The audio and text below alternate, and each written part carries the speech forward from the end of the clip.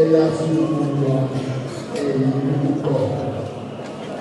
Nami ngumphakathi waseSwaziland nginobaba uMsili omunye owasiye waleli bandla lapha eSwaziland.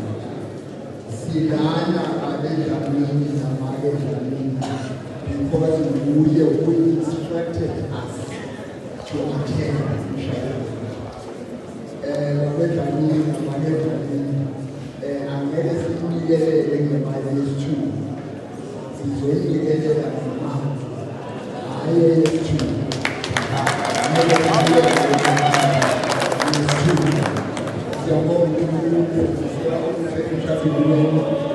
Angidinge nani elithi uma nje ungathola kunencwadi athi noma usike asike ngithola Home for Marriage, one scholar obhale ngemishado.